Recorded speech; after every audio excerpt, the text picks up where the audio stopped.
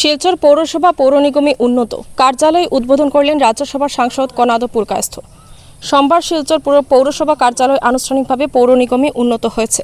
এদিন রাজ্যসভার সাংসদ কনাদ পুরকায়স্থ নিগম কার্যালয়ের উদ্বোধন করেন। উল্লেখ্য 2022 সালের 28 নভেম্বর শিলচর পৌরসভাকে পৌর নিগমে উন্নত করার ঘোষণা করেছিল রাজ্য সরকার।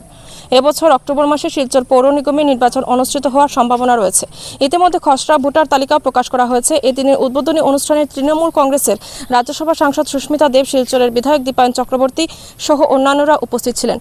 বক্তব্য রাখতে গিয়ে রাজ্যসভার সাংসদ কনাদ পুরকায়স্থ জানান, শিলচরবাসীর জন্য আজ এক ঐতিহাসিক মুহূর্ত। শিলচর পৌর নিগম থেকে জনগণ আগামীতে আধুনিক সেবার সুবিধা লাভ করবেন।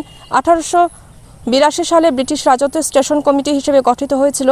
পরে 1913 সালে কামিনী কুমার চন্দ্র সভাপতিত্বে পৌরসভায় রূপান্তরিত হয়।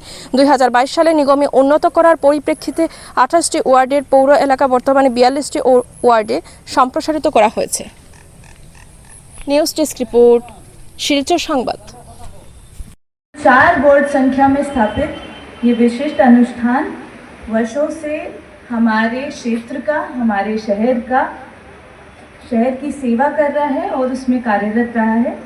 ये हम सभी के लिए बहुत गर्व की बात है कि आज इस नए पौर निगम के अनुष्ठानिक उद्घाटन के अवसर पे ये विशिष्ट सभा आज हम आयोजित कर पाए हैं। मैं यही आशा करती हूँ कि आप सभी के सहयोग से और मार्गदर्शन से हम शिलचर पौर निगम को जन सेवा के क्षेत्र में नई ऊंचाइयों पर ले जा पाएंगे एवं इस क्षेत्र की प्रगति की ओर अग्रसर हो पाएंगे। आप सभी को मैं अपनी ओर से धन्यवाद देना चाहती हूँ कि आपने अपना कीमती समय आज यहाँ उपस्थित होने के लिए रखा। इसी के साथ मैं आप सभी को आज के अवसर की शुभकामनाएं भी देना चाहती हूँ एवं शिलचर पौर निगम के मंगल कार्यकाल की मैं कामना करती हूँ। धन्यवाद। आज के कॉर्पोरेशन निर्वाचन दिखे एगोচ্ছি। আপনারা জানেন ড্রাফট ভোটার লিস্ট পাবলিশ হয়েছে আর এই ড্রাফট ভোটার লিস্টের ক্লেম এন্ড অবজেকশন তার আজকে লাস্ট ডেট। আর এই ক্লেম এন্ড অবজেকশনের পর ফাইনাল ভোটার লিস্ট তৈরি হবে। মাননীয় মুখ্যমন্ত্রীর ইচ্ছা রয়েছে যে সেপ্টেম্বর মাসে আমরা পৌরসভার নির্বাচন, কর্পোরেশনের নির্বাচন আমরা করতে সক্ষম হব। তো এই কাজ চলছে।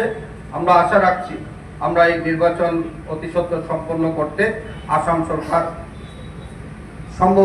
সরকারের সম্ভব হবে। যাই হোক, দীর্ঘ বছর 1913 আন্তরিক শ্রদ্ধা আজকের দিনে নিবেদন করছি।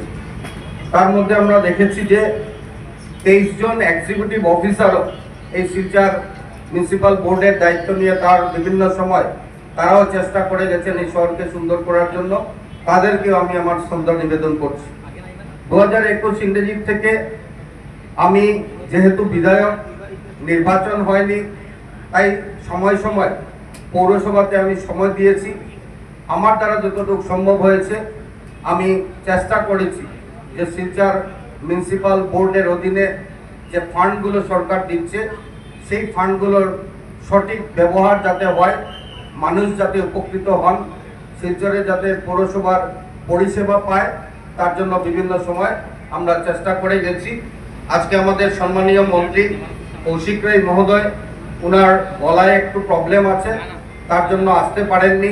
উনিও আপনাদের সকলকে শুভেচ্ছা বার্তা জ্ঞাপন করেছেন।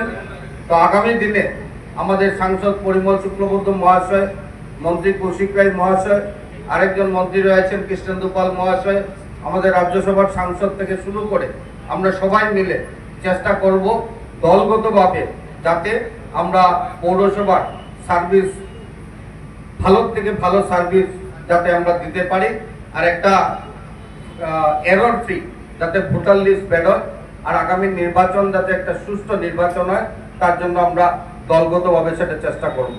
আমরা